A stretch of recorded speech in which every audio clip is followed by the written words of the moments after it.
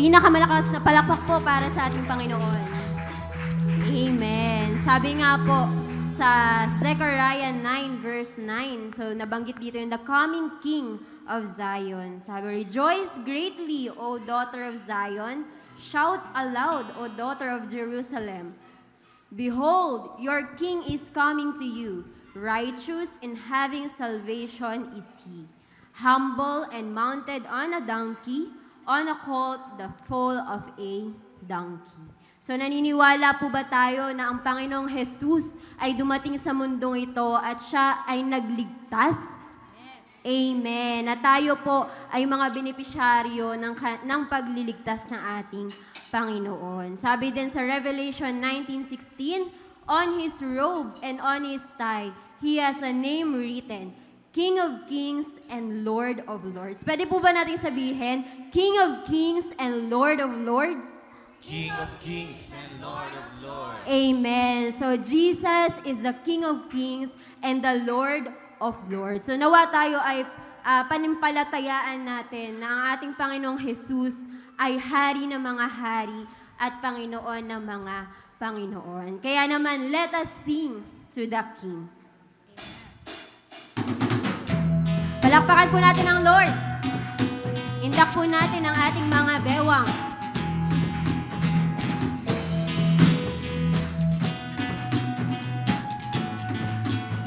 Let's sing to the King. Sing to the King who is coming to reign. Glory to Jesus. Glory to Jesus, the Lamb that was slain. Life and salvation, His help us shall bring. Joy to the nations when Jesus is King. Minsan pa po. Sing to the King who is coming to reign. Glory. Glory to Jesus, the Lamb that was slain. Life and salvation, His help us shall bring. And joy to the nations when Jesus is King. Come, let us sing a song declaring we belong to Jesus. He's all we need. Lift up our heart of praise. Sing now with voices raised to Jesus. Sing to the King. Amen. Let's sing for His returning. For His returning, we watch and we pray. We will be ready, the dawn of the day. We'll join in singing with all the redeemed. Satan is vanquished and Jesus is King. Come, let us sing a song declaring we belong to Jesus. He's all we need. Lift up a heart of praise.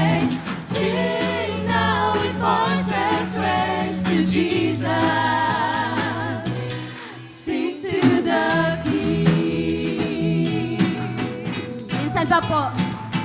For He is returning.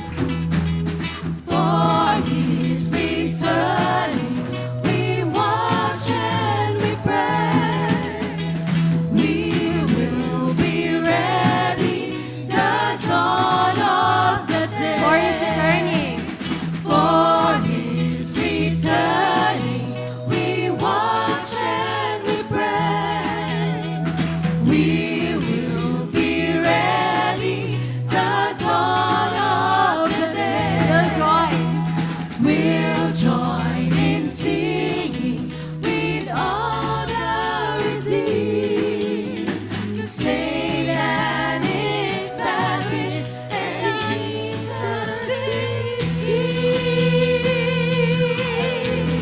Come, let us sing a song declaring we belong to Jesus. He's all we need. Lift up our heart of praise. Sing now with voices raised to Jesus. Sing to the King. Come, let us sing a song declaring we belong to Jesus. He's all we need. Lift up our heart of praise. Sing now with voices raised to Jesus. Sing to the King.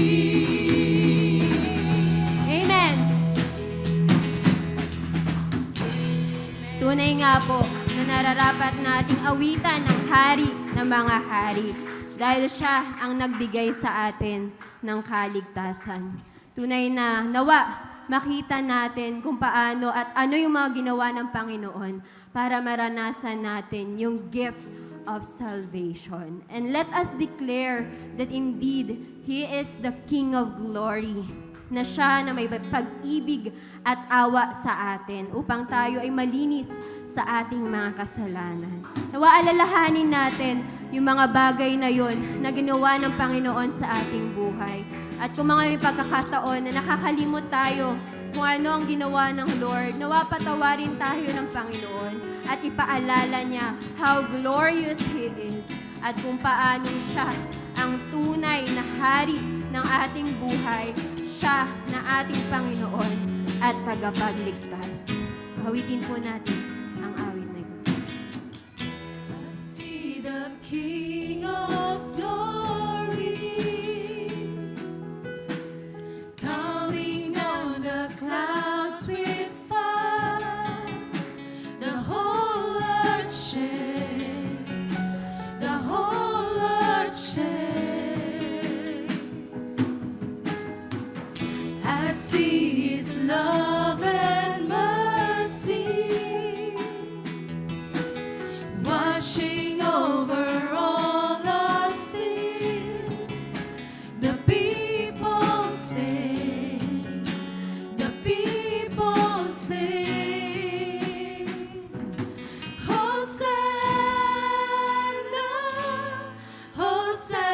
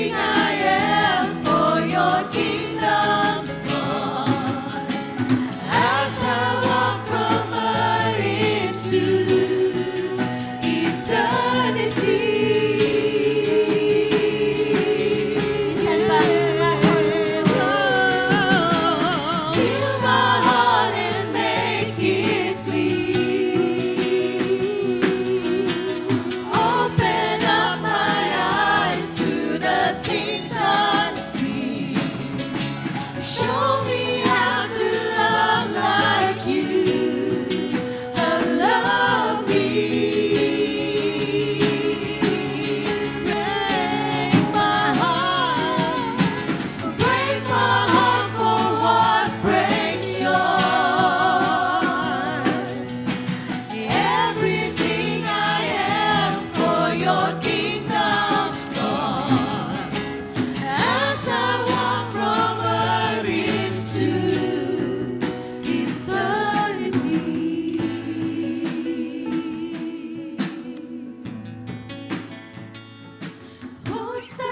Hosanna, Hosanna, Hosanna in the highest. Hosanna,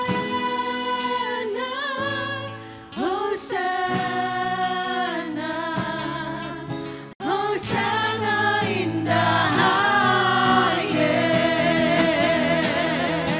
Hosanna, Hosanna, Hosanna in the highest. Hosanna, Hosanna, Hosanna in the highest. For the last time. Hosanna, Hosanna, Hosanna in the highest. Hosanna, Hosanna, Hosanna in the highest. Hosanna in the highest. Hosanna in the highest. Hosanna in the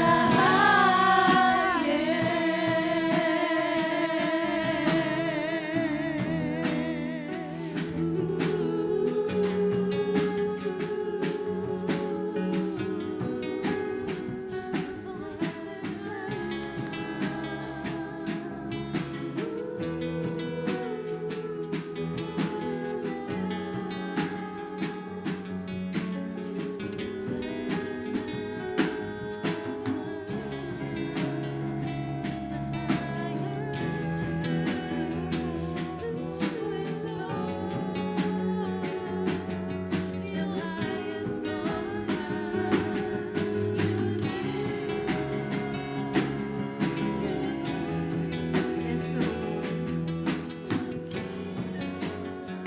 We lift up your name, O God. We praise you. We honor you. We see you, Lord, as the King of glory and the King of our lives, who has saved us, O Lord. And we are indeed grateful and thankful to you, Panginoon, na kami na hindi karapat-dapat. We are a failure. We are sinners. But Lord, napakalawak ng iyong pag-ibig at ng iyong awa sa bawat isa sa amin. We do not deserve yung kaligtasan. But Lord, by your works alone, kami po ay niligtas mo. Nawa, Lord, patuloy mo itong ipaalala sa amin. Let us always remember, Lord, how glorious you are. That you are the King of kings and the Lord of lords. Nawa, Panginoon, tulungan mo kami na sa bawat araw ng aming buhay, anuman po yung aming tinatahak, mga ginagawa, mga desisyon, O Lord, may we come to you humbly, Panginoon. I-acknowledge ka namin sa aming buhay. At tunay na hindi lamang po makita na ikaw ay Diyos, ikaw ay tagapagligtas, but ikaw ay tunay na aming Panginoon, our Master, our Lord, our Savior, O God. Thank you so much, Panginoon, at sa araw na ito, as we continue to know more of you, Help us, Lord, to remember, to understand, Panginoon, ang mga salita mo. Gabayan niyo po ang magtuturo sa amin, tunay na maging bukas po ang aming puso sa pagtanggap ng iyong salita. Sa iyo na po namin tinataas ang pinakamataas na papurit pagsamba at pagluluwalhati sa pangalan ni Jesus. Amen.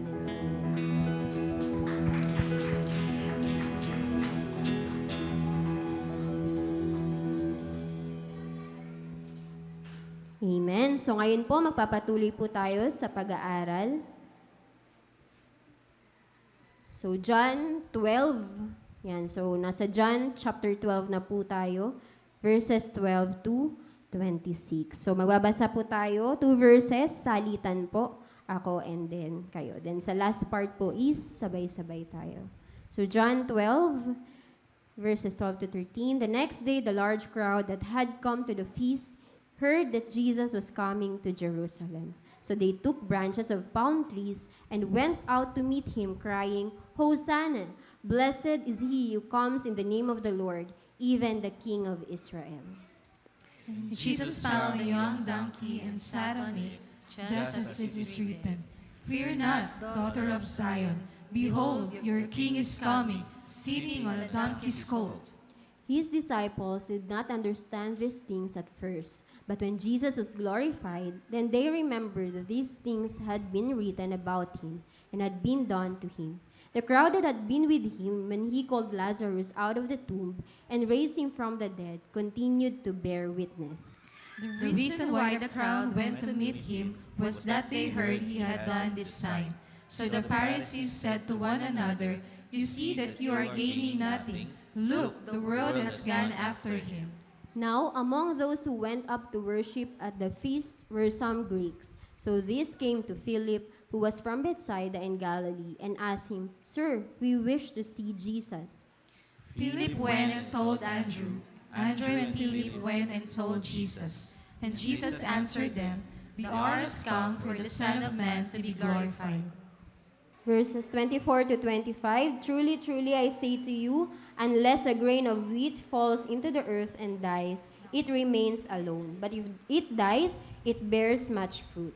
Whoever loves his life loses it, and whoever hates his life in this world will keep it for eternal life. Sabay-sabay po tayo. If anyone serves me, he must follow me, and where I am, there will my servant be also. If anyone serves me, the Father will honor him. Blessed be the reading of God's Word. Pwede na po tayong maupo. Kaya blessed day to each and everyone. Tayo po ay nagpapatuloy ngayon sa pag-aaral natin sa Aklat ng Juan. So we are on chapter 12.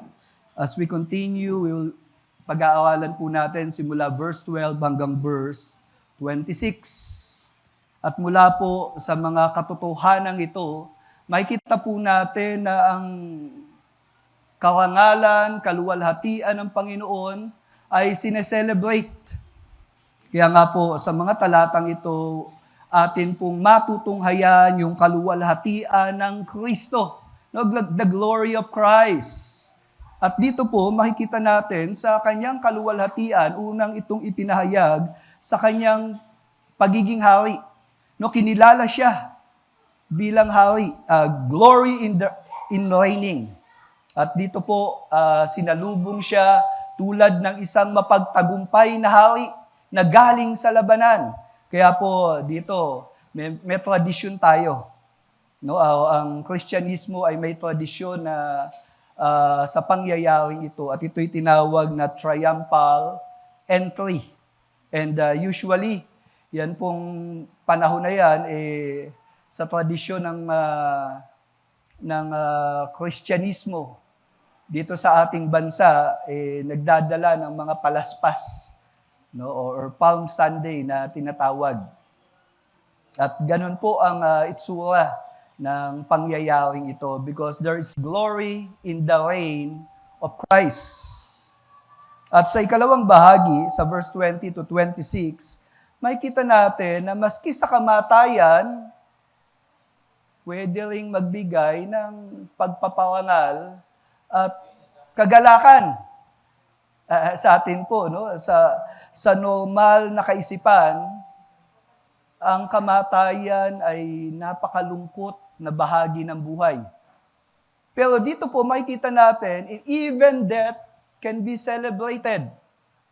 Kasi nga po, ito'y may pagtanaw hindi lang sa buhay dito sa lupa, kundi ito'y may pagtanaw sa kabilang buhay, wherein ang tao ay mabubuhay for all eternity. At si Jesus, in His death, na pinapaalam niya sa kanyang mga disipulo, meron din pong tinatawag na pagtatagumpay, triumphal in death.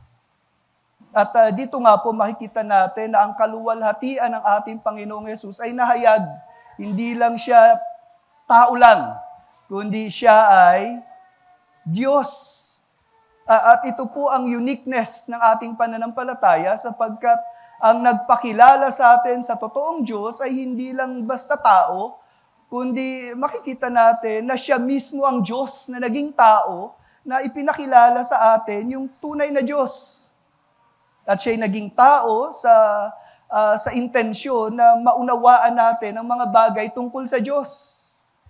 Because God is Spirit, we cannot comprehend kung sino ang Diyos in His spiritual form. That's why He became man. Kaya siya naging tao para maintindihan natin kung sino siya. And this is in the person of Jesus Christ. At dito makikita natin yung pagtatagumpay, the glory of the Christ. Ngayon tignan po natin. Sa unang bahagi ay yung kaluwalhatian ng ating Panginoong Yesus sa kanyang paghahari. Glory in reigning. Tignan po natin yung mga talata.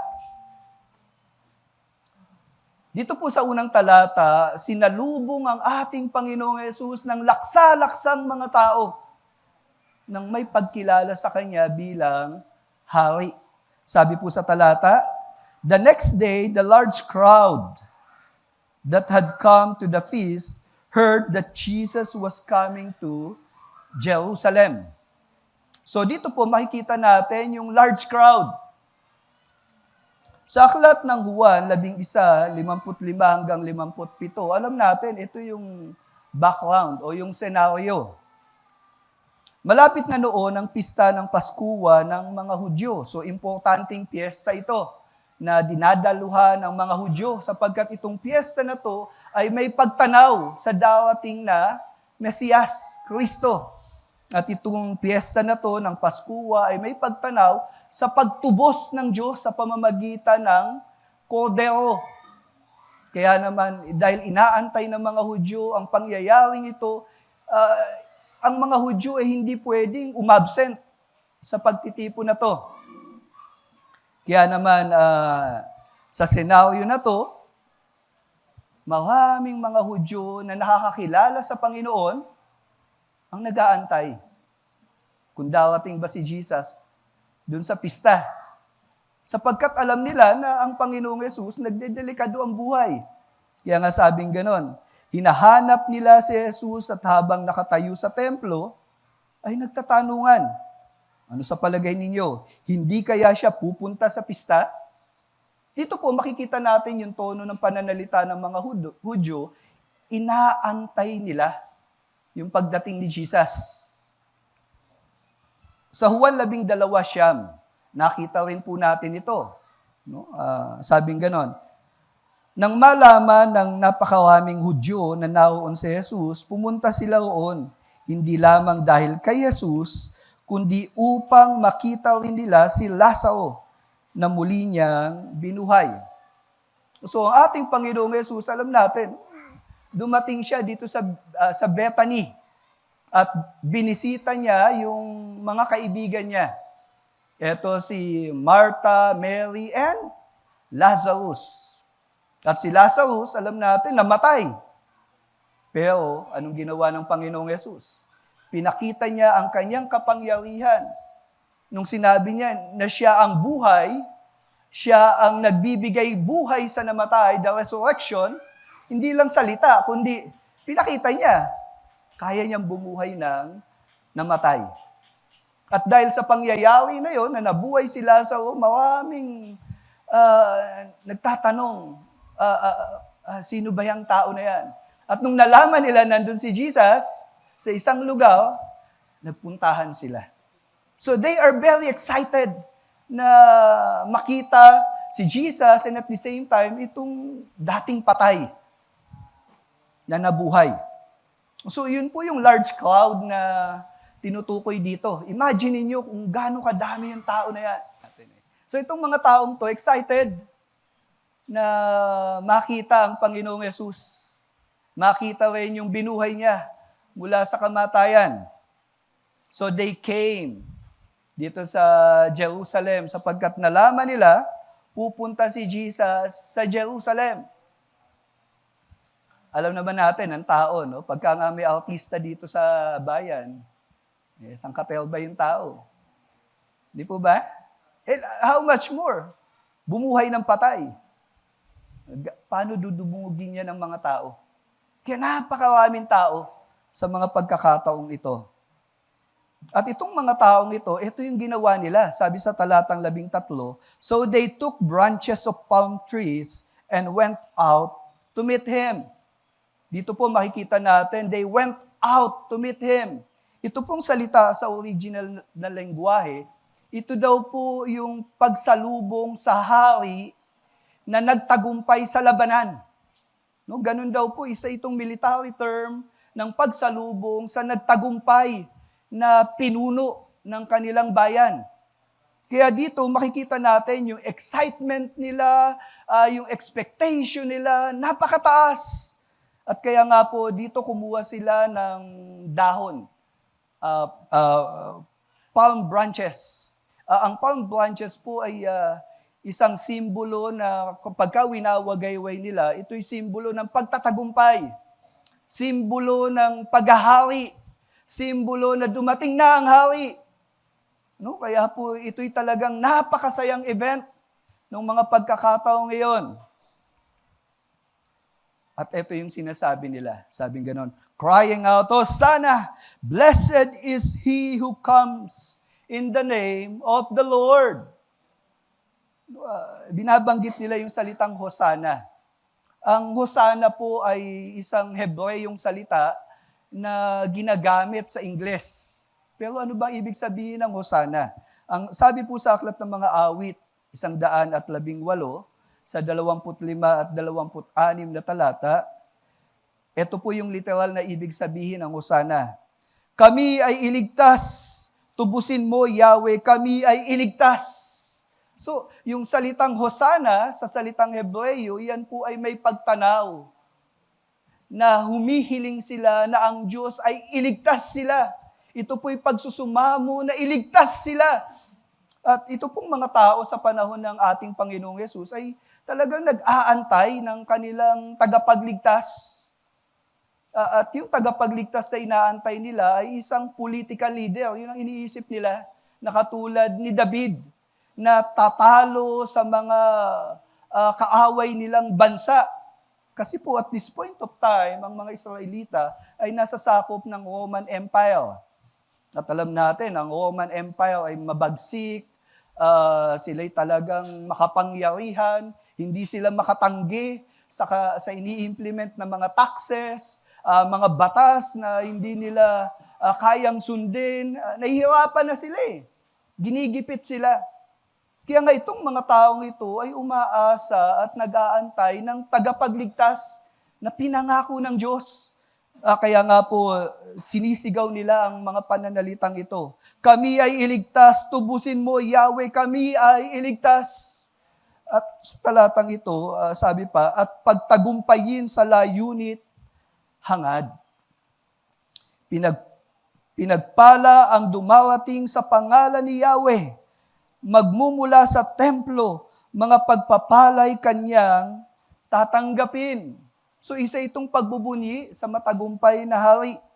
At ito yung sigaw ng mga tao, umaasa sila na sila ay mapapalaya sa kamay ng mananakop. At dito po sabi nila, even the King of Israel. Nung binanggit nila yung pagkilala kay Jesus bilang King of Israel, yan po ay katuparan ng pangako ng Diyos. itong event na to ay na-record din sa ibang bahagi ng banal na kasulatan. No, sa Gospel ni Mateo, sa talatang 21 sabing ganon, at ang napakaraming tao na uuna sa kanya, pati ang mga sumusunod sa kanya, ay nagsisigawan na sinasabi, Hosana sa anak ni David. Pinagpala ang dumarating sa pangalan ng Panginoon, Hosana sa kataas-taasan. So itong mga sumasalubong sa Panginoon ay gumagamit ng talata sa lumang tipan na siyang pangako ng Diyos na darating na tagapagligtas. Sinabi ng marami, siya ang propetang si Jesus na taga Nazareth ng Galilea. So kilala nila kung sino si Jesus at kung saan ang galing. Sa Marcos 11:10, sabing ganon, pagpalain nawa ng Diyos ang dumarating na kaharian ng ninuno nating si David. Purihin natin ang Diyos. So dito, meron silang expectation sa isang hari na talagang magliligtas sa kanila. Kaya nga sa aklat ng Lucas 11:38, ito pa yung sinabi.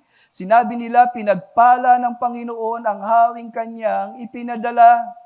Mayroon na tayong kapayapaan sa Diyos, purihin ang Diyos sa langit. Dito po makikita natin si Lucas na ang banggit niya sa pagdating ng Panginoong Yesus ay hindi lang kalayaan sa kanilang political condition, kundi kalayaan sa pagiging maayos sa harapan ng Diyos. Nung sinabi ditong kapayapaan sa Diyos, ang ibig sabihin po nito, ang isang makasalanan ay pwedeng mapatawad sa kasalanan. At yung kasalanan niya ay pwedeng linisin ng Panginoon. Hindi lang po ito kapayapaan ng isip o peace of mind. No, na yung iba iniisip yung peace of mind. Hindi lang po yan. Greater than that. Kundi ang tinutukoy dito ay peace with God. Kasi anong mapapala ng isang tao kung wala siyang peace with God? Nananatili siyang kaaway ng Diyos. Nananatiling galit ang Diyos sa kanya dahil sa kalagayan niya bilang makasalanan. Hindi mo makakamtan ang tunay na kapayapaan kung wala kang pakikipagkasundo or peace with God. At dito, tinatanaw ni Lucas yung pagdating ng Panginoong Yesus na siya ang magbibigay ng kapayapaan sa Diyos. Kasi alam ni Lucas na ang mga Israelita ay hindi gumagawa ng tama sa harapan ng Panginoon. Makasalanan sila. Hiwalay sila sa Diyos. Napopuot ang Diyos sa kanilang kalagayan dahil pinipili nilang lumayo sa ating Panginoon. But when Jesus came, ito yung declaration nila, darating na yung kapayapaan. Amen? Sino makakapagsabi sa atin na ako maayos ako sa Diyos dahil mabait ako? Alam niyo po, maski isang kasalanan lang, sapat na dahilan yan para mapunta tayo sa impyerno. Because God is holy. Kaya nga, gumawa ng paraan ng Panginoon, ang ating Diyos, upang tayo ay mapatawad sa kasalanan. As I go further, makikita po natin yung blessing na yan. Sa 1:6, 14-15, makikita rin natin, nang makita ng mga tao ang tandang ginawa niya, sila'y lalapit at pipilitin siyang gawing hari. So, ang mga Hudyo, nung nakita yung dito po sa chapter 6 ng Juan, nagpakain ng 5,000, sabi na, ibang klase ito napakain kaming lahat. At nung natapos po yung ginawa ng Panginoon na yon, sabi na, ito'y tanda. Pag sinabing tanda, ito po yung palatandaan para ma-recognize ng Israelita na dumating na yung Mesiyas. At itong mga Hudyong ito, nakita nila yung tanda. Kaya nga sa pagkakataong ito, sabing ganun, gusto nilang buhatin si Jesus at ihayag na, eto na ang hari namin. No? Dito pa lang sa chapter 6, gusto na nilang gawin yon. Pero alam natin sa kabanatang ito, tumakas ang Panginoon. No? At hindi niya pinayagan yung pagkilala sa kanya bilang hari. Sa aklat ng Mateo 1-2, dito makikita natin na nung kapanganakan pa lang ni Jesus, may mga tao na kumikilala kay Jesus bilang hari. Sabi dito, may mga pantas na dumating sa Jerusalem mula sa silangan. Nagtanong-tanong sila, ito yung tanong nila, nasaan ang isinilang na hari ng mga Hudyo?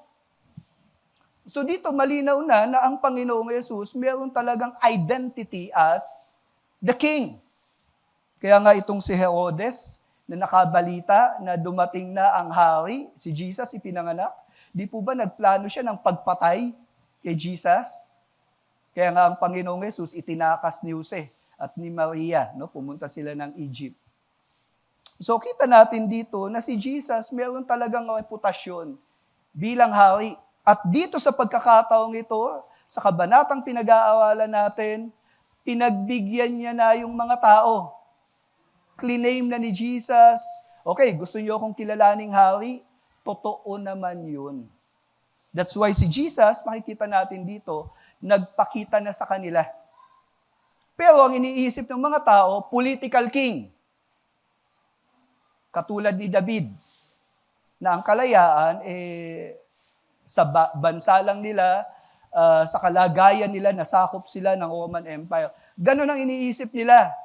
Kaya lang tignan niyo po, nung dumating ang ating Panginoong Yesus, nasaan niyo siya ng pagpapakumbaba, humility of Christ. Sabi sa verse 14, and Jesus found a young donkey and sat on it, just as it is written. Ang military na nagtagumpay sa gera, anong sinasakyan pag pumasok sa bayan niya? Kabayo. Simbolo ng lakas, tagumpay.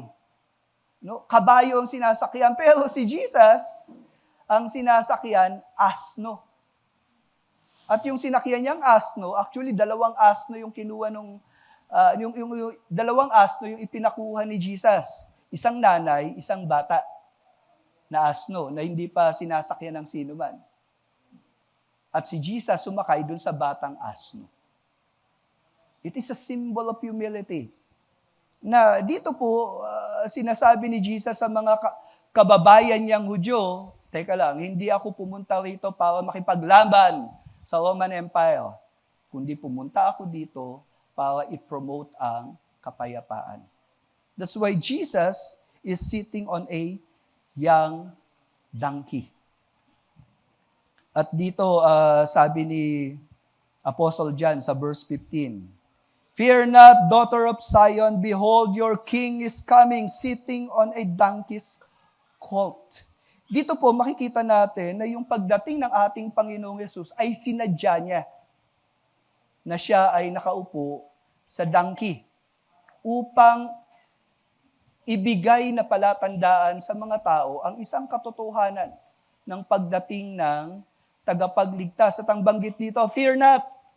Sa aklat ng Isaiah chapter 40 verse 9 to 10, makikita po natin, ito yung sabi, kayong mga nagdadala ng magandang balita sa Zion, ang Zion po ay isang lugar o isang tawag sa Jerusalem. Ang lungsod ng Jerusalem, umakyat kayo sa mataas na bundok at isigaw ninyo ang magandang balita. Huwag kayong matakot, sabihin ninyo sa mga bayan ng Huda na nandiyan na ang kanilang Diyos. Dumating ang Panginoong Diyos na makapangyarihan at maghahari siya na may kapangyarihan. Dumating siyang dala ang gantimpala para sa kanyang mga mamamayan. So yung pagpasok ni Jesus sa Jerusalem, ito'y pagbibigay ng katiyakan sa bayan ng Israel na sinasamahan sila ng Diyos. Na ang Diyos hindi sila iniwan, hindi sila pinabayaan. So the coming of Christ is God's expression. O mga bayang Israelita, nariyan ang Diyos. Yung pangako niya na hindi kayo iiwan, hindi kayo pababayaan, tinupad naman niya. Kaya nga sabi dito, fear not. Huwag na kayong matakot. No? Very comforting yung pananalitang ito. Sapagkat nung panahon na yan, dahil sa hirap ng buhay ng mga Hudyo, talaga namang punong-puno sila ng takot sa pamumuhay nila. Dahil mayroong lahi na pinamumunuan sila. At meron pong pagmamaltrato din na ginagawa sa kanila. Pero sa pagkakataong ito, buong buo yung pag-asa nila na may dumating na hari. Kaya lang, yung haring dumating ay nakasakay sa asnong bata. Pero ganun pa man, this implies that God is with them. Sa Zechariah, Siyam, talatang Siyam, ganito yung sinisigaw nila eh. Sinabi ng Panginoon, sumigaw kayo sa kagalakan, kayong mga mamamayan ng Zion, ang lungsod ng Jerusalem, dahil ang inyong hari ay darating na, matuwid siya at magtatagumpay, mapagkumbaba siya, at darating na nakasakay sa bisirong asno. Makikita natin dito na yung pagdating ni Jesus ay pagdating ng may pagtatagumpay. Hindi ito pagdating ng talunan. Kaya lang kakaiba, kasi dumating si Jesus ng may pagpapakumbaba. Itong mga pangyayaring ito na nagaganap at that time, sabi sa verse 16, His disciples did not understand these things at first. But when Jesus was glorified, then they remembered that these things had been written about Him and had been done to Him. Nung dumating ang Panginoong Yesus na nakasakay sa asno, walang nakakaintindi. Bakit ganon? Kala namin yung haring darating, katulad ni David, na malakas, maraming sundalo, at tatalunin ang mga Romano. Hindi nila maintindihan yon. Kaya hindi nakapagtataka na sa takbo ng mga pangyayari, itong mga tao na sumisigaw ng Hosana, sila rin yung sumigaw na crucify Him. Kasi hindi nila maintindihan eh. Kala ko ba ito yung hari? Ba't nahuli? Kala ko ba ito yung hari? Ba't hinahagupit ngayon at may pasa na poste? Kala ko ba ito yung hari? Yung expectation nila, hindi ganun ang galaw ng Diyos. Naranasan nyo na po ba yan? May expectation ka sa Diyos. Ganito gagawin ni Lord. Ito yung mangyayari. Tapos hindi ganun ang ginawa ni Lord. May nagsabi na ba sa'yo ng I love you? Bigla kang binitawan sa ere. Hello? Have you been frustrated? Etong mga taong ito, ipinapakita yung taas ng expectation nila tungkol kay Jesus.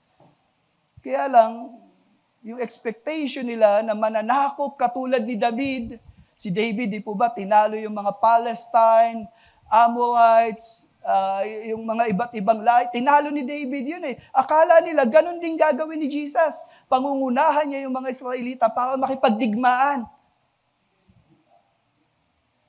Hindi nila naintindihan yung pagdating ni Jesus. And even the disciples, hindi nila naunawaan ito. Ipinaalam po sa atin, bakit hindi natin maintindihan yung galaw ng Diyos? Maski gaano tayo katalino. Tingnan niyo po, ang sabi sa unang Korinto 2:7-8. Ang kaunungang sinasabi ko ay ang kaunungan ng Diyos na kanyang inilihim noon, bago pa man niya likhain ang mundo. So yung kilos ng Diyos, isa itong kaunungan na misteryoso. At ito'y dating lihim, pero ito ay nangyari, nahayag. And then sabi pa dito sa talata, ang kaunungang ito ay hindi naunawaan ng mga namumuno sa mundong ito. So can you imagine, no matter how brilliant these people are, gaano man sila katalino, marami silang mga achievement in life, pero yung wisdom of God, yung kilos ng Diyos, o kung sino mismo ang Diyos, hindi nila maintindihan. At dito po sa talata, even the disciples, at that time, hindi nila maintindihan. Bakit ganon?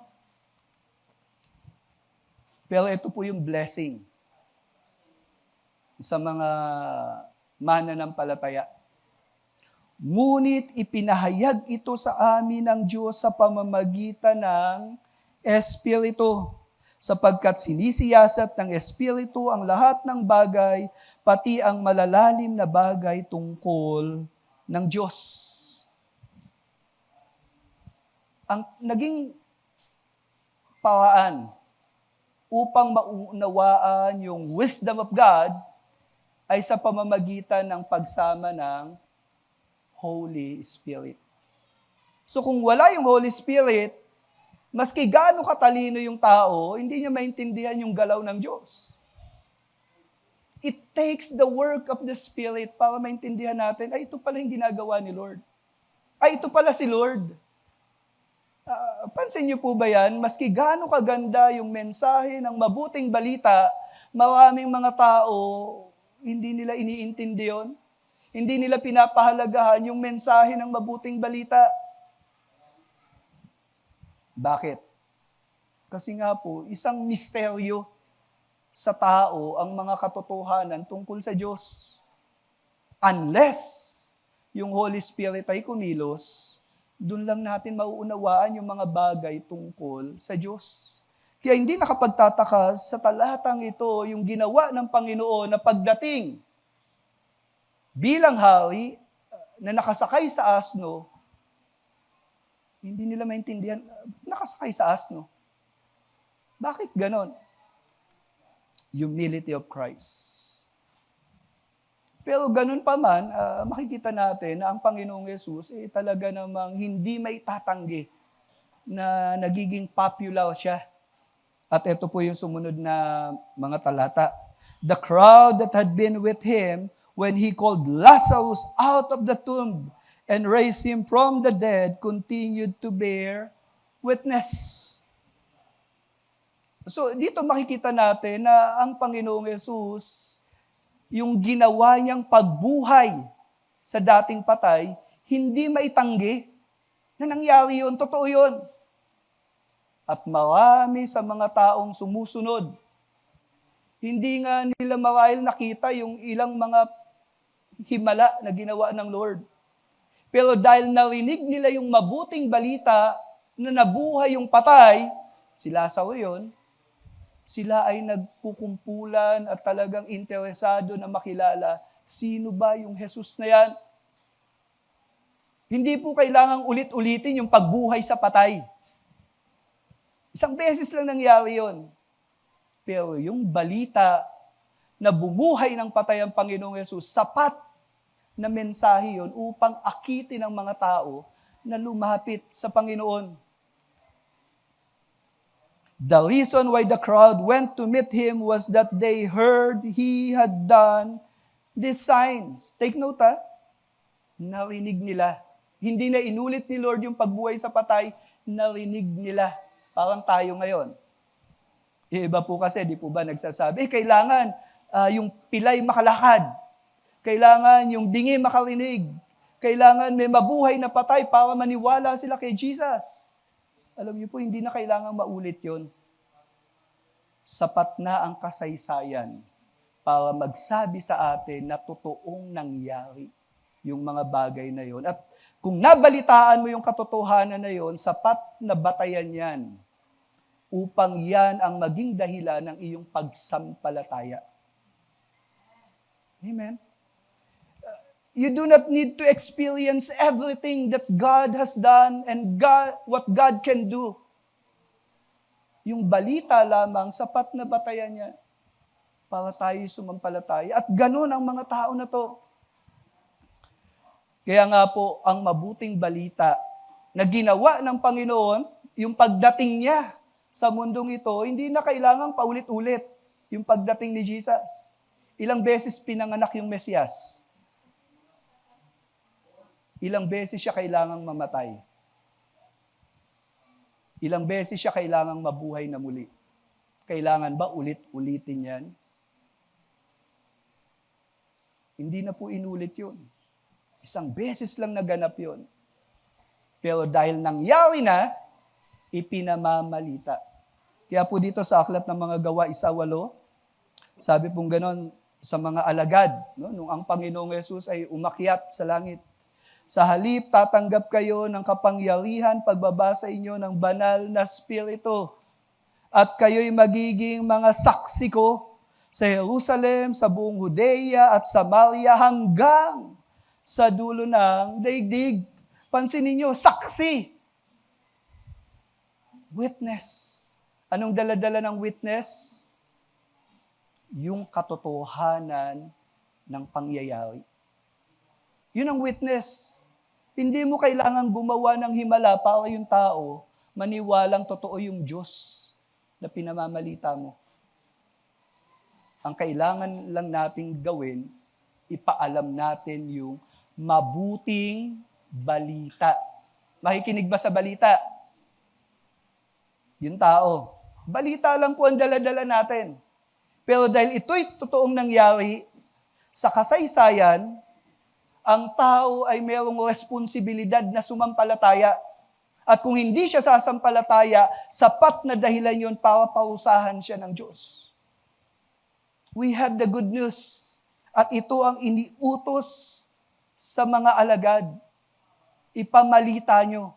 At naroon yung gabay, tulong, kapangyarihan ng Espiritu Santo habang tayo ay nagdadala ng mabuting balita. Sinasamahan niya tayo.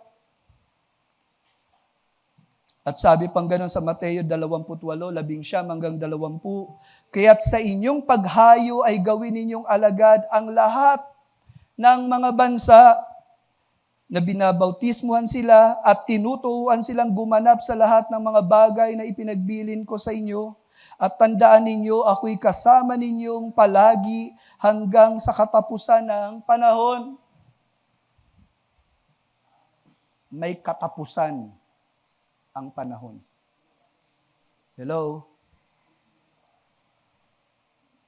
Earth and life on earth is not forever.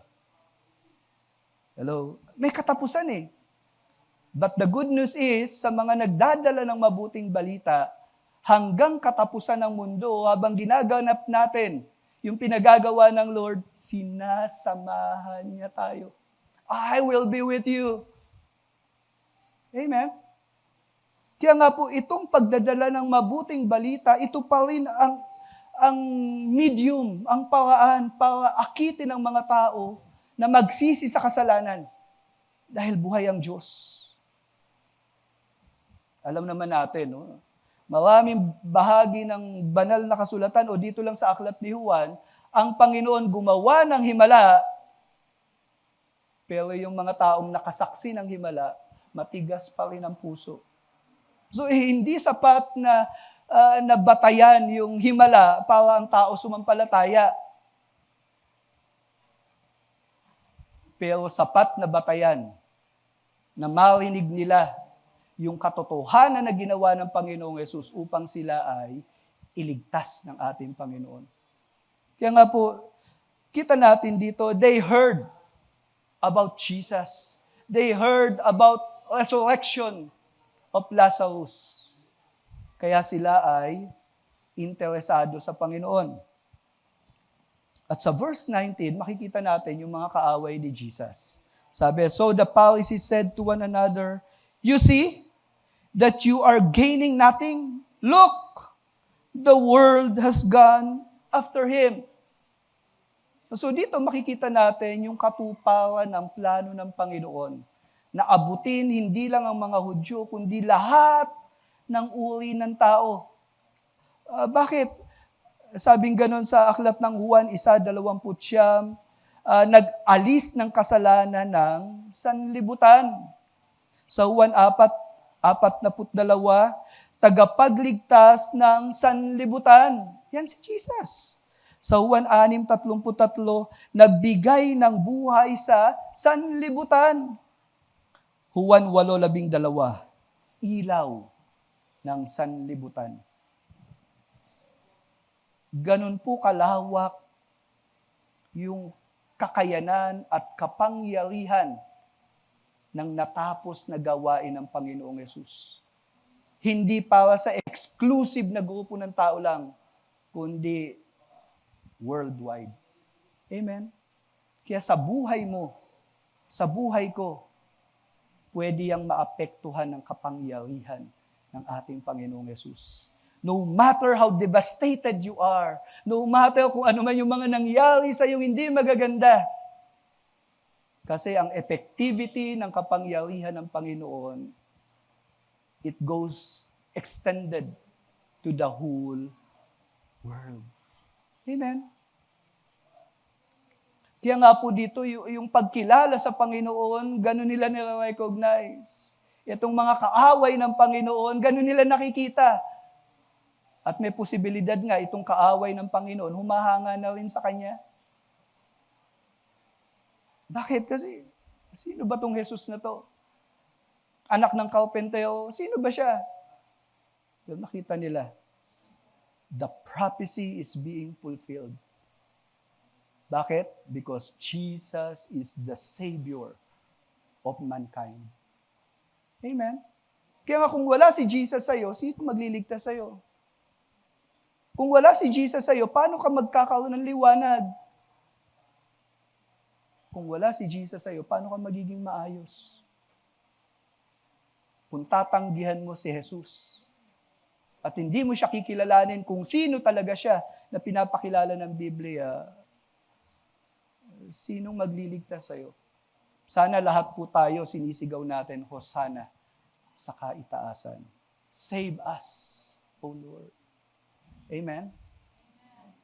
Hindi natin kayang iligtas ang sarili natin. Kaya naman, dumating ang Panginoong Jesus. Hosana in the highest. And He will reign forever and ever. Now, sa sumunod na bahagi, makikita natin ang Panginoong Yesus, magtatagumpay siya sa pamamagitan ng kamatayan. Kung logic ang pag-uusapan at pananaw ng mundo ang titignan natin, ang taong namatay, talo. Di ba? Ang taong namatay, mahina. Ang taong namatay, tapos na lahat. Pero sa talatang ito, ise-celebrate yung kamatayan. Dahil ang kamatayan ay hindi katapusan. At ang kamatayan ay katagumpayan. Ipinaliwanag yan sa sumusunod na talata. Glory in dying. Si Jesus po, batid niya na dumating na yung pagharap niya sa kamatayan. Sign of death. Sabi sa verse 20, Now among those who went up to worship at the feast were some Greeks. So makikita natin dito na ang pagsamba kay Yahweh. May mga hindi Hudyo na naaakit na rin sa way of worship na ginagawa ng mga Hudyo. At alam natin, sa Book of Acts, maraming mga God-fearing na mga Gentiles. At dito binanggit Greeks na naaakit na sa pagsamba kay Yahweh. Tandaan po natin, nung panahon na yon, maraming mga Diyos-Diyosan. Mas marami pa nga po sa mga Diyos-Diyosan ngayon eh. Pero dito, na-recognize itong mga Griego na to, isa lang ang Diyos. And they are attracted dito sa Jewish custom ng pagsamba. Pero ito yung kakaibang nangyari. So this came to Philip, who was from Bethsaida in Galilee, and asked him, Sir, we wish to see Jesus. Itong mga taong ito, interesado, kanino? Kay Jesus. Alam niyo po ba na supernatural, hindi natural, na ang tao maging interesado kay Jesus? Tingnan po natin yung mga talatang ito. Sa aklat ng Juan 1:10. Naparito siya sa mundo, ang tinutukoy si Jesus, at kahit na nilikha ang mundo sa pamamagitan niya, hindi siya kinilala ng mundo. O matatlo, 9-12. Tingnan niyo po. Ang lahat ng tao ay makasalanan, Hudyo man o hindi. No? Anong epekto ng kasalanan na yan? Tingnan niyo po. Walang nakakaunawa tungkol sa Diyos, walang nagsisikap na makilala siya. Ang lahat ay tumalikod sa Diyos. Lahat.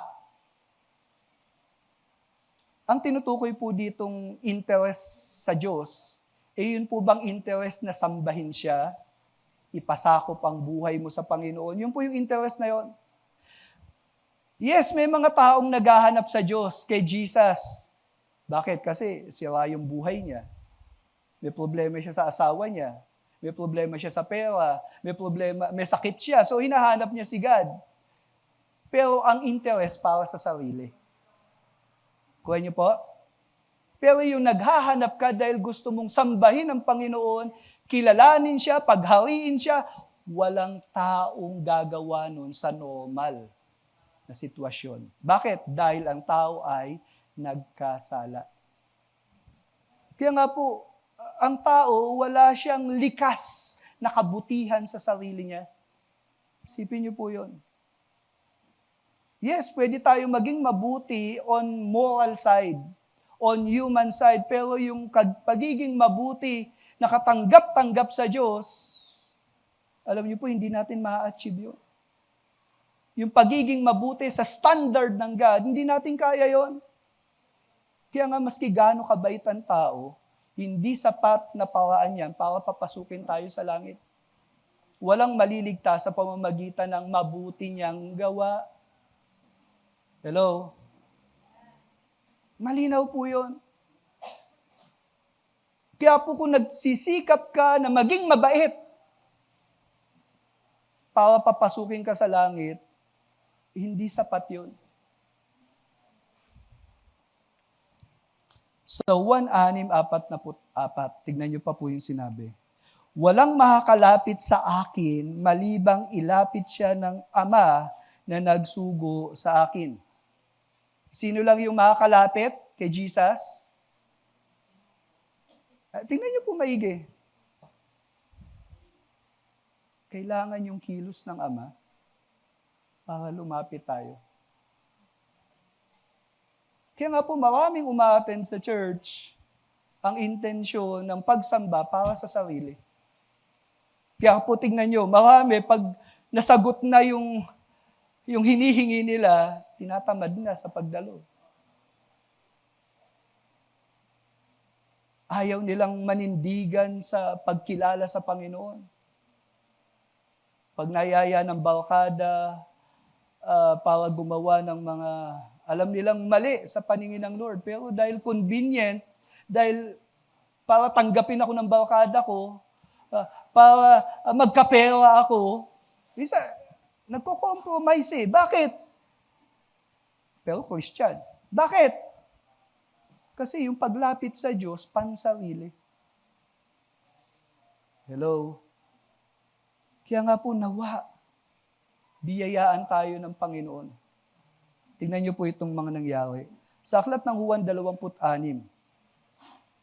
hanggang 27.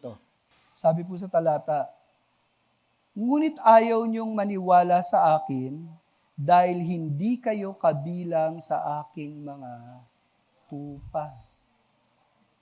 Nakikinig sa akin ang aking mga tupa, kilala ko sila at sumusunod sila sa akin. So, anong kalagayan ng taong ayaw maniwala? Hindi siya kabilang sa mga tupa ng Panginoon. Sa Lucas 24:45, at binuksan ni Jesus ang isip nila upang maunawaan nila ang kasulatan. Paano nila naunawaan yung kasulatan? Binuksan. Nino? Ni Jesus. Kaya nga po mga kapatid, kung nauunawaan niyo yung mensahe ngayon na pinag-aaralan natin, hindi ordinaryo yan. Himalayan. Kilos ng Diyos yan. Binuksan ang isip. Aklat ng Gawa, 16:14. Isa sa mga nakikinig sa amin ay si Lydia na taga Thyatira. Tingnan niyo po ang ginawa ng Panginoon. Binuksan ng Panginoon ang kanyang puso. Bakit? Para tanggapin ang mga sinasabi ni Pablo. Si Pablo, alam natin, minister of the gospel. Pero para tanggapin niya, ni Lydia yung mensahe, kailangan may kilos ang Diyos. Naintindihan niyo po ba yung mensahe pinag-aaralan natin ngayon? Yung salita ng Panginoon? Himalayan. Pero ito po, dun sa mga hindi nyo mag-grasp, ano ba yung sinasabi ni Pastor? Alam niyo po, kailangan nating lumapit sa Panginoon. At hilingin natin, Lord, help me. Ipanalangin mo. Lord, tulungan mo akong maintindihan yung sinasabi mo. Kasi pwedeng intellectually, yung iba naman intellectually, naintindihan, kaya lang hindi nagiging bahagi ng buhay nila yung katotohanan na napapakinggan nila. Yung bang the moment na may dumating ng mga pagsubok, nahirapan, bumibigay. Kailangan natin yung kilos ng Diyos. Pero sa mga kapatid ko na nakakatindig sa pananampalataya, isa lang ibig sabihin yan, inililigtas ka ng Panginoon. At yung kaligtasan mo ay nararanasan mo na sapagkat yan ang biyaya ng pananampalataya sa Panginoon. Amen? Kaya nga po itong mga Griego na lumapit at interesado kay Jesus, isa itong mahimalang pagkilos ng ating Panginoon. At dito, nilapitan nga po nila si Philip. And then sabi sa verse 22, Philip went and told Andrew. Andrew and Philip went and told Jesus. Alam natin, may death threat kay Jesus. Kaya most probably, iniingatan ng mga disipulo kung sino-sino yung lapit ng lapit sa Panginoon. No? Isang way ng protection na ginagawa din to ng mga disipulo. O isang dahilan, marahil itong si Philip, kakilala niya itong mga Griego na to. Kaya nabanggit na siya from Bethsaida. No? Kasi ang Bethsaida, isang lugar na maraming mga Griego na pakalat-kalat at nagsasalita ng lengguwahe ng Greek. And for your information, ang mga Greek, sila po yung unang tumanggap sa Kristyanismo. Ang mga Hudyo, nire-reject si Jesus Christ. Pero itong mga Greek, hindi natin alam kung ano yung naging participation ng mga lalaking to. Pero alam niyo po ba na ang Greek people, isa sila sa malaki ang naging bahagi sa pagkalat ng Ebanghelyo. Kasi maski ang original language ng Bible, isinulat sa Griego.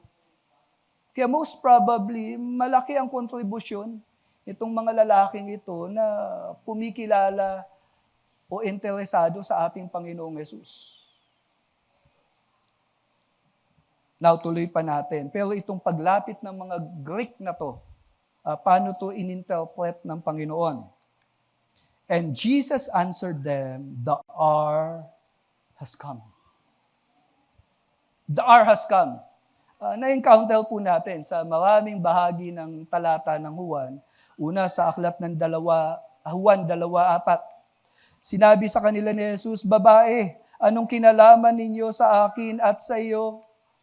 Ang aking oras ay hindi pa dumating.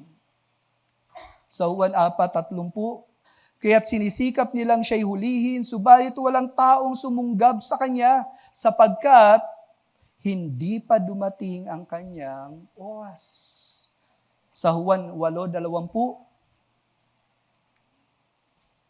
habang nagtuturo siya sa templo, walang taong humuli sa kanya. Ito po yung time na may death threat na ang Panginoon eh. Bakit? Sapagkat hindi pa dumating ang kanyang oras. So, Walang pwedeng dumakip sa Panginoon, pumigil sa ginagawa ng Panginoon. Walang makagawa nun. Bakit? Hindi pa niya oras. Pero sa pagkakataong ito, sinasabi ng Panginoon, the hour has come. So alam ng Panginoon, yung kamatayan niya ay paparating na. Pero itong oras na to, paano to tiningnan ng Panginoon? For the Son of Man to be glorified. Nakita ng Panginoong Yesus na ito yung paraan upang ang kaluwalhatian niya ng kabuuan bilang Diyos ay mahayag. Kailangan niya mamatay. Juan 7:39, hindi pa ipinagkaloob ang Espiritu sapagkat si Jesus ay hindi pa niluluwalhati. Juan 17:5, at ngayon, Ama, luwalhatiin mo ako sa iyong harapan ng kaluwalhatiang aking tinataglay sa harapan mo bago nagkaroon ng sanlibutan.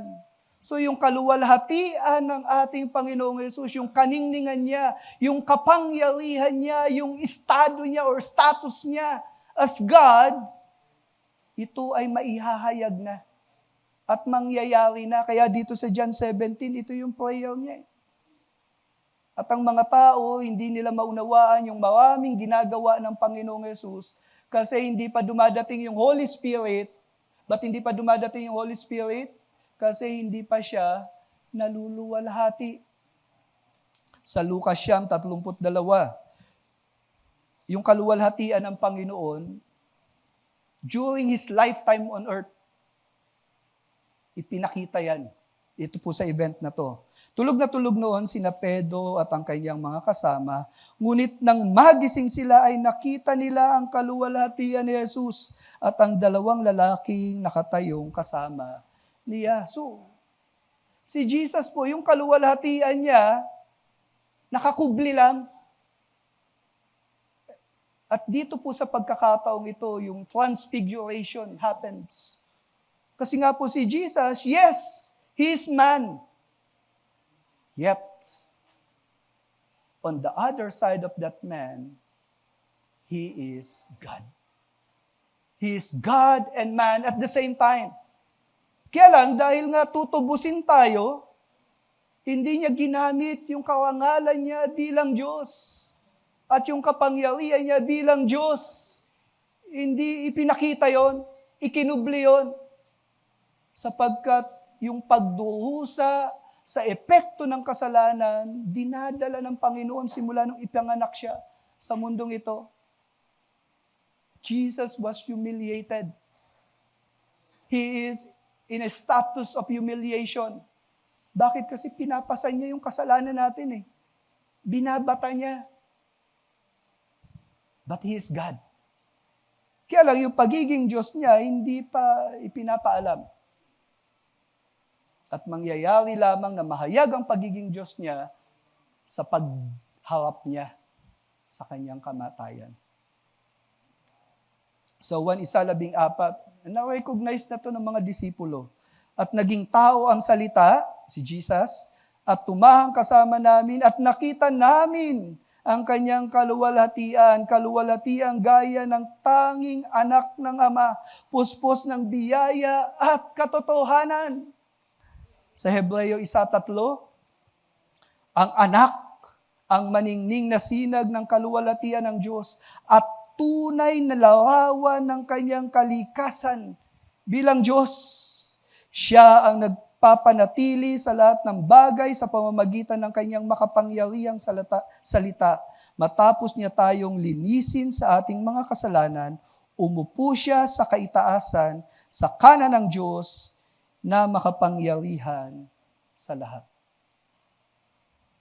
Nakikita niyo po ba yung kahalagahan ng kamatayan ng Panginoon? At kung sino ang Panginoon sa totoo, sa likas na kalagayan niya, He is God.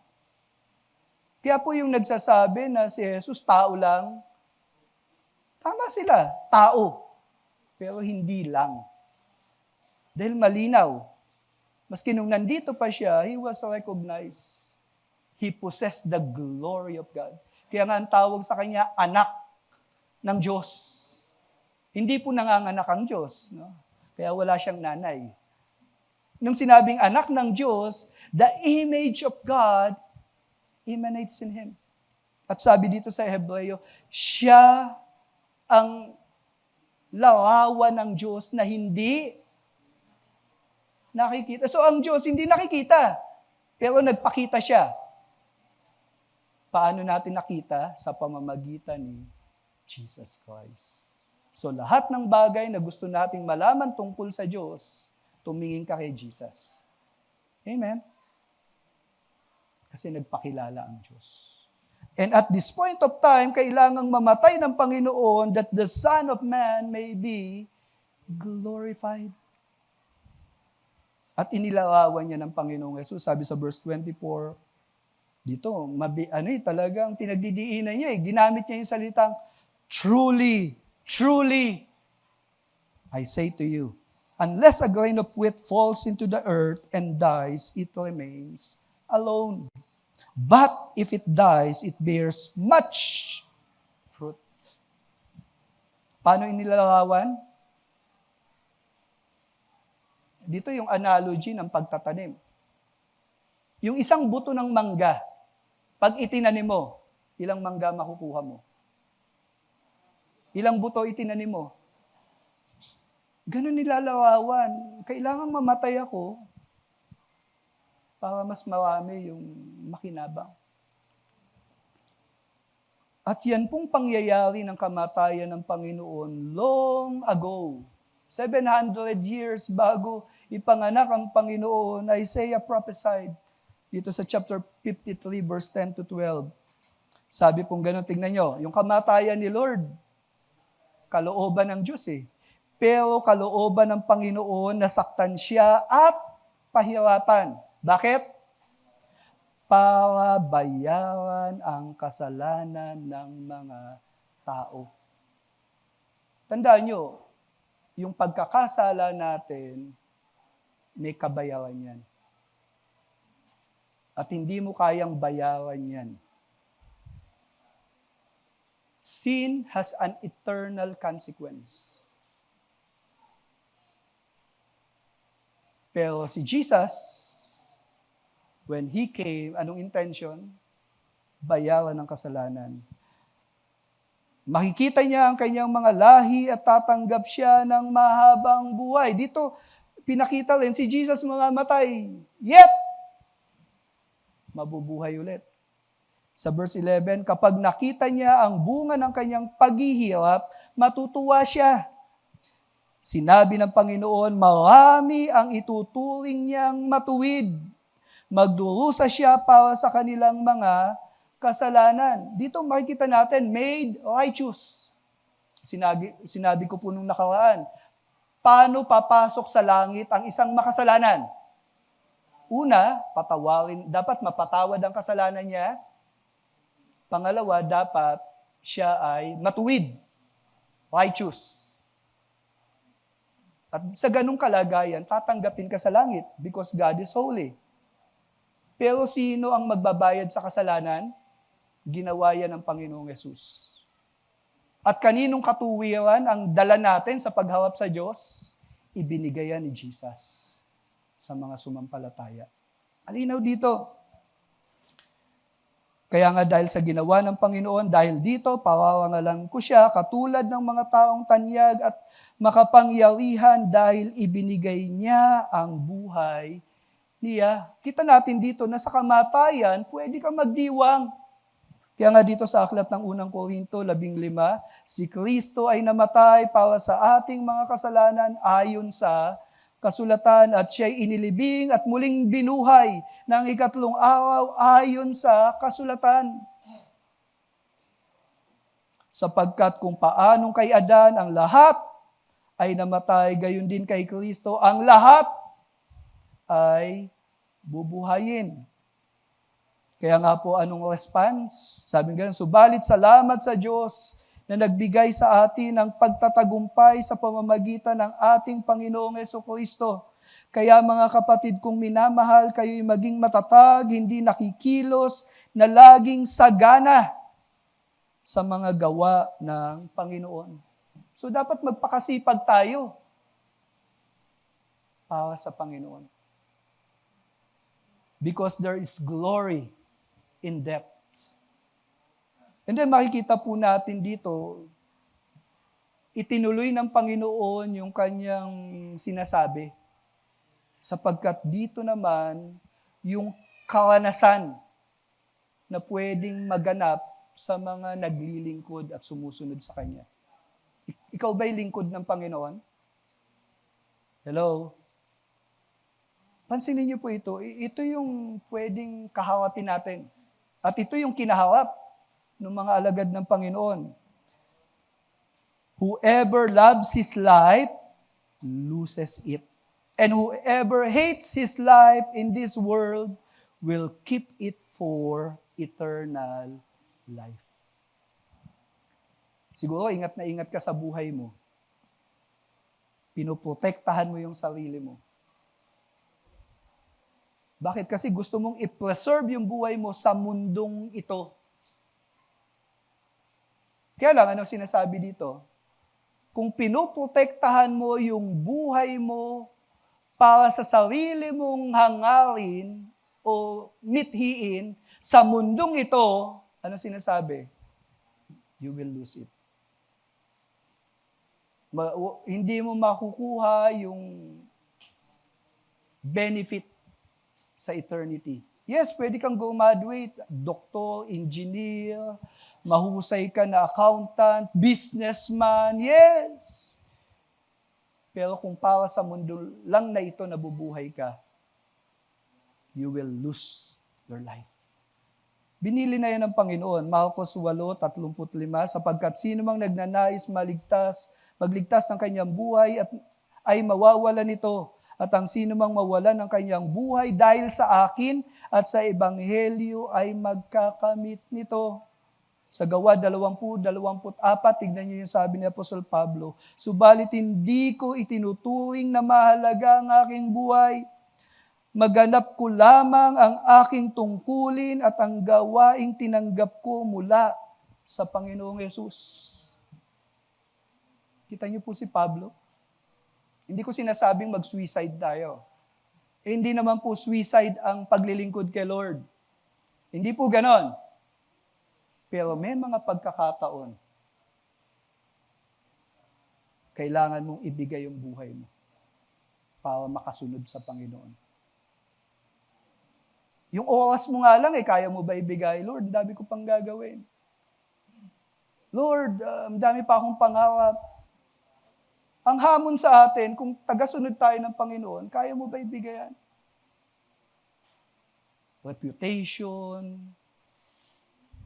vision, dreams, plans, na pansarili. Tingnan niyo po, Pahayag 12:11. Ngunit natalo na siya. Ang tinutukoy dito si Satanas. Ng ating mga kapatid. So flesh and blood, tumalo kay Satanas. Paano? Sa pamamagitan ng dugo ng tupa, yung kamatayan ni Jesus, at, ito yung sumunod, at ng katotohanang ipinangangaral nila. So hindi sila naging tahimik. Hindi sila natakot ialay ang kanilang buhay alang-alang sa kanilang pananampalataya. Mga kapatid, in dying, that's the only way for us to experience life. Yung life na bigay ni Jesus. In submission to God, in surrendering to God, yun lang po ang tanging paraan para maranasan natin ng Panginoon. Baka kaya hindi mo nararanasan ng Panginoon, tigas ng ulo mo eh. Hindi ka makapag-commit sa Kanya, hindi mo maibigay yung sarili mo sa Kanya. Ito yung hinahanap ng Panginoon sa atin. At ang isang totoong naligtas at naunawaan niya yung kaligtasan na binigay ng Diyos niya, you will not hesitate ano man yung hingin niya sa'yo. Amen? Kung totoong naniniwala ka sa langit, ano yung hindi mo gustong ibigay kay Lord? Kung naniniwala ka na namatay ang Panginoon para lang mapatawad ka sa kasalanan, ano yung hinihingi niya na ayaw mo ibigay? Ipinagdadamot mo, inaangkin mo, sinasarili mo. Alam niyo po kung ang Panginoon natin ibinigay lahat para sa kaligtasan natin, walang dahilan para magduda tayo. Kung may hingin siya sa atin, maliit na bagay lang yun. At ito pa nga po, pag may ibinigay ka sa Kanya, hindi naman mawawala payayamanin pa niya. Amen? If you lose your life, ano bibigay niya? Buhay. If anyone serves me, he must follow me. Paano ginawa ni Pablo yan? Pilipos 3:10-12, ang tanging hangarin ko ngayon ay lubusang makilala si Kristo, maranasan ang kapangyarihan ng kanyang muling pagkabuhay, makibahagi sa kanyang mga paghihirap, at maging katulad niya sa kanyang kamatayan. Paano namatay si Jesus? Si Pablo, yun ang pangarap. Umaasang ako man ay muling bubuhayin mula sa kamatayan. Umaasa siya Kaya nga anong purpose niya in life? I want to know Christ. Ikaw, gaano ka ka-interesado na makilala si Jesus? Alam niyo po, maraming pagkakataon, maraming mga aklat, pag nagbabasa ako, pag nakakasumpong ako ng pagkilala sa Panginoon, excited ako. Pag may mga seminar, mga gawain, maski ilang araw yan, aatenan ko. Bakit gusto ko makilala ang Panginoon? Hindi ko maintindihan yung sarili ko. At sa tuwing dadalo ko ng mga pagtitipon, na nadadagdagan yung pagkakilala ko sa Panginoon, mas lumalakas ako At nagiging matibay ako. Mga kapatid, anong hangarin mo sa buhay? Yumaman? Sumikat? Maging komportable?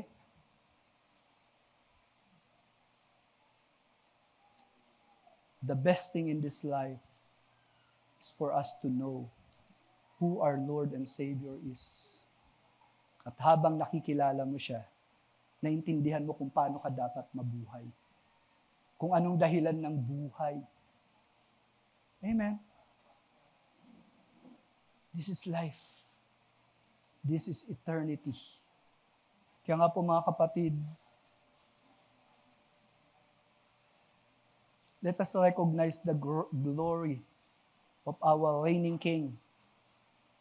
At dito po sa mga talata, makikita natin kung paanong ipinahayag ng mga Hudyo yung kanyang pagdating bilang hari. At ito po ay isang propesiya. Ngunit sa pagdating ng ating Panginoon, tandaan natin, when He came, He is a humble King. Ngunit sa pagdating niya, taglay niya ang presensya ng Diyos na nagbibigay ng pag-asa, kapayapaan, at buhay. Taglay din niya ang pagpapahayag na sa kamatayan, hindi tayo dapat matakot because there is glory in dying. At sa kamatayan na to, God is in control. There is triumph even in death because God is working in providence. At ipinakita sa atin na ang Panginoong Yesus ay isang masunuring lingkod ni Yahweh. At sa pamamagitan ng kanyang kamatayan, many will be saved. There is productivity sa kanyang kamatayan. Kaya nga po mga kapatid, let us recognize Christ as King. He rules in peace to give life and bring hope.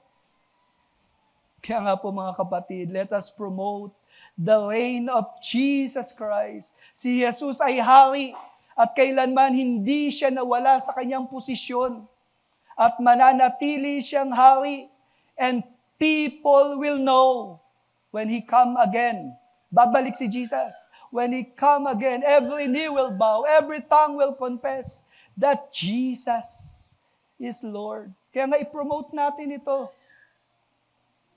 At huwag nating katakutan ng kamatayan, sapagkat we can appreciate the death of Christ as means of triumph sa ating pagpapatotoo bilang Kristiyano. Hindi po katalunan yung kamatayan ng Panginoon, kundi ang kamatayan ng Panginoon ay pagtatagumpay. Kaya nga po mga kapatid, mabuhay tayo para kay Kristo. Para kanino ka nabubuhay ngayon? Para sa anak mo, sa apo mo, sa trabaho mo? Baguhin natin yung mindset na yan. Dahil si Jesus ay nagtagumpay sa kamatayan at hindi siya nangimi sa kamatayan, let us live for Christ's cause. At kung mamamatay man tayo dahil sumusunod tayo sa Panginoon, hindi po katalunan yan, kundi napakagandang pribilehiyo na ang buhay mo ay naialay para sa Panginoon.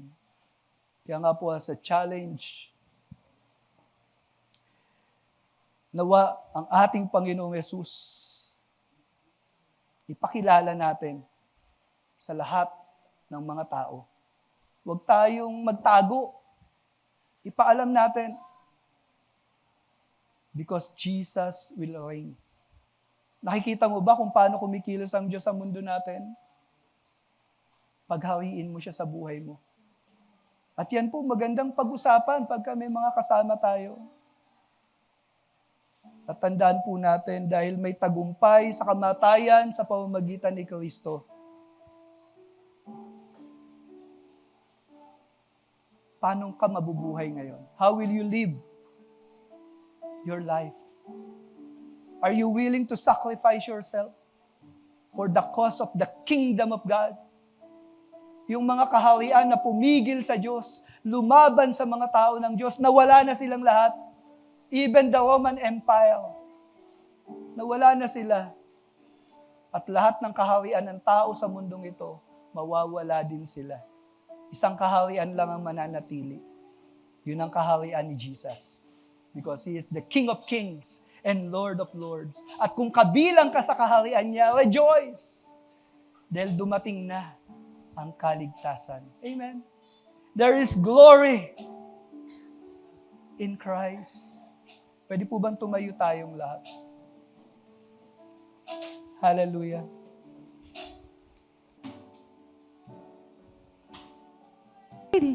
Without hope, without light, through from heaven you came running. There was mercy in your eyes to fulfill the law and prophets. To a virgin came the word from a throne of endless glory to a cradle in the dirt.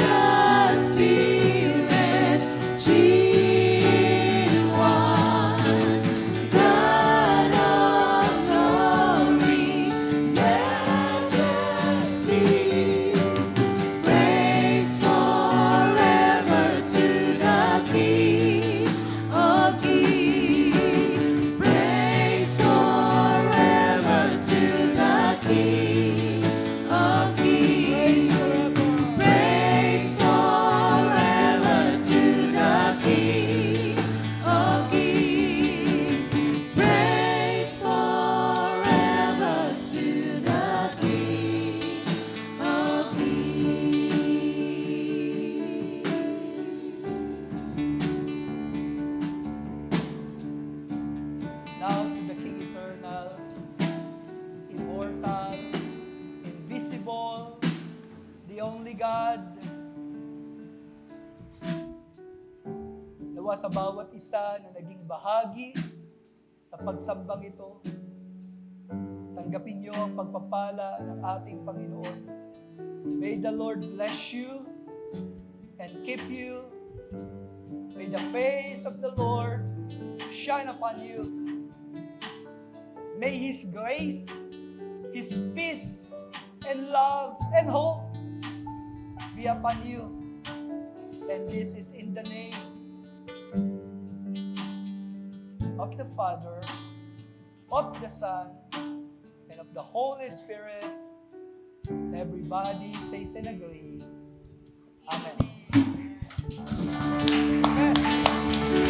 Hallelujah.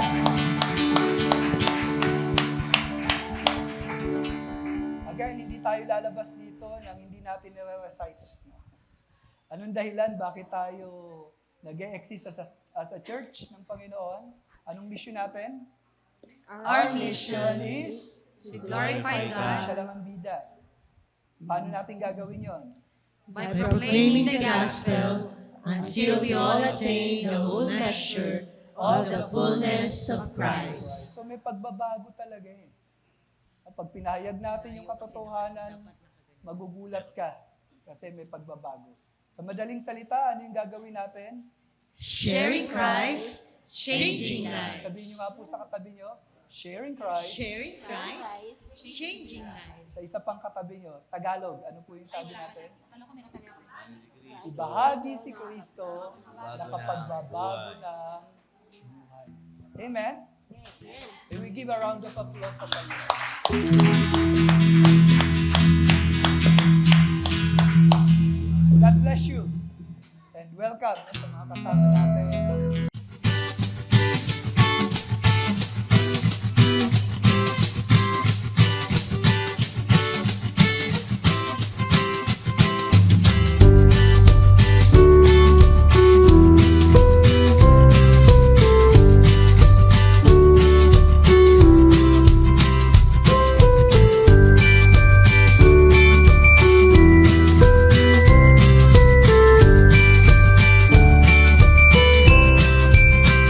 GCC, Gospel Coalition Church. Our mission is to glorify God by proclaiming the gospel until we all attain the whole measure of the fullness of Christ. Sharing Christ, changing lives.